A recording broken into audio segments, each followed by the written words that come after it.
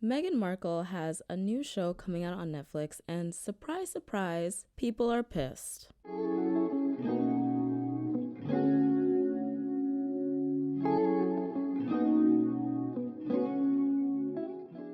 Hello, everyone. Welcome back to another episode of Mindfully Aligned.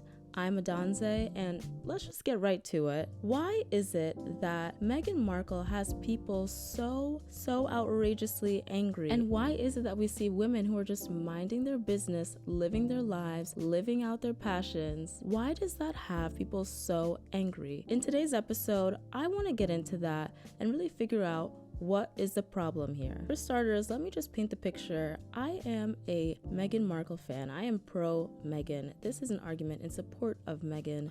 I love all Meghans. Meghan Markle, Meghan Thee Stallion, everyone. They're baddies, right? And the thing is, a lot of people are coming for her, and they have been for years. And it has honestly been a very intense media smear campaign against her. And I think it's completely unfair, and we need to talk about what's actually going on here. What's the deeper reason why someone could be so, quote unquote, unlikable? Well, you know what they say about history. In order to understand the present, we have to look into the past. I've been looking into the past. In fact, recently I watched the Martha Stewart documentary on Netflix, and it made me realize how many parallels there are between the two of them, and why when a woman is just so passionate about something and she tries to turn it into something bigger, why society takes it as a personal offense. Let's get into it. So for starters, I'll do a quick bio. We know them both very well. They're very famous, but in case you don't, Meghan Markle, the Duchess of Sussex, is married to Prince Harry, but before all that, she was an actress, and she also had a blog called The Tig. This is actually very critical to today's episode. This episode is not about the princess or the Duchess Meghan. This is about who she actually is, aka who she was before the royal family made her strip herself of all personality and personal interests. She loves philanthropy. She was already a very worldly person before she married Prince Harry. And unfortunately, once she entered the royal family, her love for all of that stuff was no longer appropriate, and she had to basically fit the mold that was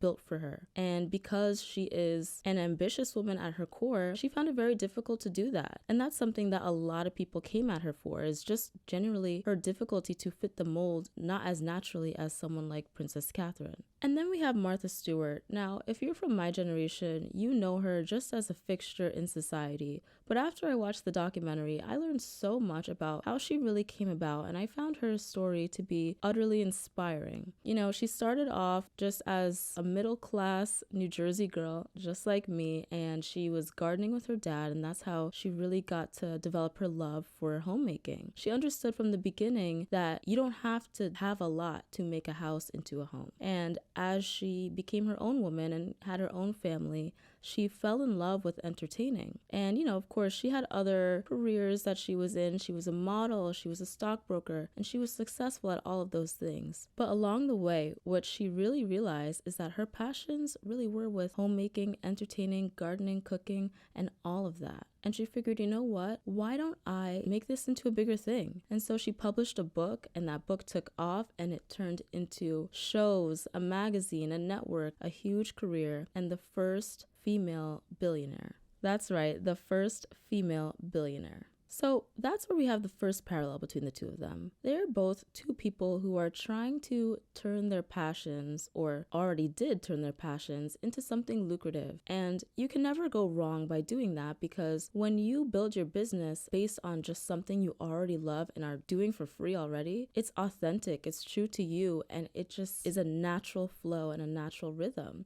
I've talked about that plenty on this podcast. And one thing that's really cool is that Martha really was the first influencer. She was the first woman to really turn herself into a lucrative brand, which is super cool. But the thing is, when you turn yourself into a business, people take the success of your business personally, almost as an insult and a threat to the patriarchy. And a lot of people had a problem with that. So if you are your business, that means the business model revolves around you. That led to people just calling her arrogant, self-centered. People tried to label her, and the media tried to label her as the whole nine, which is quite unfortunate, because when you have a man who is leading his business and he is assertive and he knows exactly what he wants and he commands respect, he is called a good leader. But when a woman does it, she's called a Similarly to Meghan, you take a woman who is just trying to do her thing, and because she cares about it, people take that as an insult. People take that as a negative thing. With Meghan, she was also called self-centered.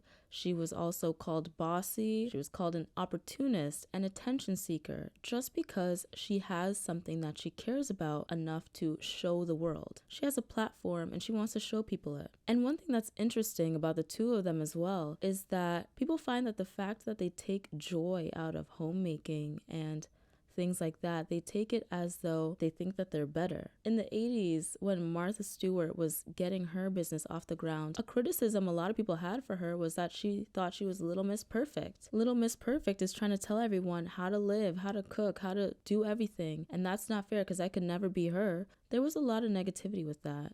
And even Martha Stewart herself said, that is not what I'm trying to do at all. I'm trying to show you that no matter how much money you have, you can still create something beautiful. And unfortunately, here we are 40 years later, and the same thing is being said about women. With Meghan Markle, people are trying to call her tone deaf. Why is that? What about a woman who is just making a show about her favorite thing, cooking, such a threat? Why is that quote unquote tone deaf? People are taking it personally as though she is saying that she is better and she cooks better and this, that, and the third. She never overtly expresses that. But you know what that is? It's projecting. People are simply projecting their insecurities. If they see a woman doing well and she is just minding her business, or worse yet, sharing her passions with the world, people take that as, oh, so you think you're better than me. And unfortunately, if we're going to dive deeper here, a lot of people who had those things to say were also women. So now we are getting to the point of internalized misogyny. And so you see a woman who is successful and you are taking that as a threat. If she is cooking and she turns that into a successful business or a successful TV show, you take it as though she's saying that you have to be that way and you have to show up as her and she's better than you, when they're never saying that. And we really, really need to, as a society, look into why do we do that? And it doesn't have to just be Meghan Markle or Martha Stewart. Aside from them, this is a theme that is rampant in our society, not just in the 80s, but today still. People need to address their internalized misogyny, their internalized insecurities. We have to understand that there are enough seats at the table. The presence of someone else's talent does not mean that yours don't exist. The two can coexist. A woman can love cooking and want to show the world how to do it, or have another passion and want to share it with the world without it being a personal threat to you. Why are we as women doing this to each other? When we see another woman who is creative and talented and has something that she cares about and wants to share it with the world, why can't we just support her and recognize that there is something like that within us too, and that we can all share it? You know, it's already bad enough that we have the patriarchy working against us, already trying to tear us down. You know, with Martha Stewart and Meghan, they had the media, they had the patriarchy, they had just mainstream society already wanting to see their downfall. How are we as women going to add fuel to that fire? Because we're secretly jealous? Because we take it as a threat when we see another woman winning? My instinct when I see a woman doing well is, I'd love to get like that. If she could, I could too. And that's a mentality I would love for more of us to have. Instead of taking it as a threat and taking someone else's success as maybe that means you're lacking something, no. It means that if she's doing it, you totally can too. And here's the thing, I think a lot of people who maybe haven't found their way yet or aren't too sure what their passions are, I think those times they're the ones who are more likely to be haters. But you know what? Just because you haven't found your passion doesn't mean you can knock someone who's found theirs. I think that a lot of times that negativity comes from a hurt place and an insecure place, and we have to investigate that within ourselves. You know, if you see someone trying to do their thing and your instinct is to not support or straight up hate on it, ask yourself why. And is that telling you that you feel like you are lacking something inside? You know, don't punish them for already figuring out what their purpose is. That's just going to distract you from you figuring out yours. And for the people who project their own insecurities onto women who are confident and doing what they love to do, I want to give you a reminder: the patriarchy does not reward anyone.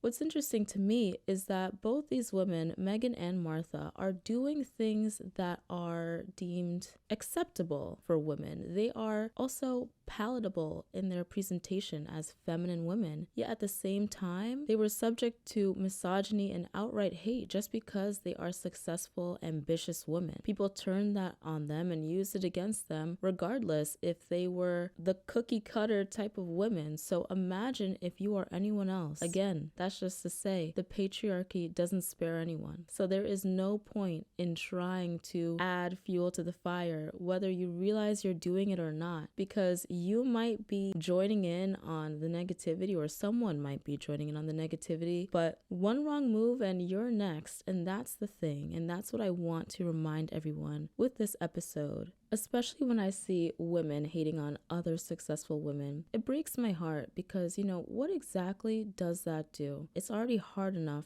for all of us. There are enough seats at the table though, but by throwing stones, you are just making the problem worse. And it's not putting you off in a better position because, again, you could be next. The patriarchy just straight up hates women who are ambitious and passionate. And if you assert a boundary, if you have self-respect, that makes you a target too. Moral of the story, when you see a woman trying for something and putting herself out there, look at her with some empathy and maybe even admiration, because she's already putting herself and subjecting herself to all of that. Having her ambition turned against her. If she, God forbid, ever sets a boundary, that's turned against her too. I will never forget one of the most compelling clips I saw in the Martha documentary was when she was on her cooking show and an interviewer was on talking to her while she was cooking, and they were pressing her. A woman, by the way, was pressing her with invasive questions about her court case. And when she said, "I just want to focus on my salad," the media took that and ran with it and deemed it Martha's meltdown, just because she wanted her cooking show to just be a cooking show and asserted a boundary. Same thing with Meghan Markle. We saw how Harry's mom, Princess Diana, died at the hands of the media and how vicious they could be, but they assert that boundary and now it's a problem. And that's the thing we have to remember. If you are a woman who is putting herself out there in the world and you assert a boundary, you have some respect, you have standards, you have a passion, that can make you a target. And so I want all of us to band together and recognize that when you see a woman trying for something in life, that means she's pushing through all of that. And it's a lot of work, and that's why I really want us to start thinking about showering the women in our lives who are ambitious and pushing themselves and really putting themselves out there with a lot more support and love. All in all, we really just need to give Meghan Markle a break. She's doing her best, and she was thrust into a crazy spotlight, and she's in a position where no matter what she would do, it's wrong, okay? She's an outspoken woman who cares about what's going on in her life, and therefore everything she does is going to offend those people. Yeah, she had her own ambitions. Yeah, she wants to launch this show based on something she's cared about for years. Okay, that makes people mad, but if she didn't do anything and just stayed Harry's wife, that would also make people mad too. People just want to be mad. And so what I ask all of you guys today is ask yourself, am I adding fuel to the fire? Am I also one of those people who is showing negativity or projecting my insecurities in not liking someone or something? Or am I just not showing enough love to a woman who is just trying her best? And so again, I think we all need to give women who are trying their best a bit of a break, just like my friend Meghan. Again, I am pro Meghan. This is a message for her. And I think it's time that we put away the internalized insecurities and negativity. And instead, when we see a woman who is trying her best and doing her thing, we offer her love and support. That's pretty much the idea for today's episode. And now it is time for the song of the week. This week's song of the week is incredibly fitting. It's called Bossy by Kellis. And I love this song, and the title says it all. It's just about, if you're called bossy, if you're called a it's just, you gotta own it. You know what? It's who I am, because that means I'm a woman who's doing her thing. That's the only word that they seem to want to use for us, right? So we're gonna reappropriate it. And that's what I love about this song. It's unapologetic, it's confident, and you know what? We're bumping it. And so you can listen to it on the Mindfully Aligned playlist linked in the description. That concludes this week's episode. Thank you guys so much for listening. Be sure to like, comment, share, subscribe, all the things, show all the love on brand for today. And yeah, I'll see you guys next week. Bye.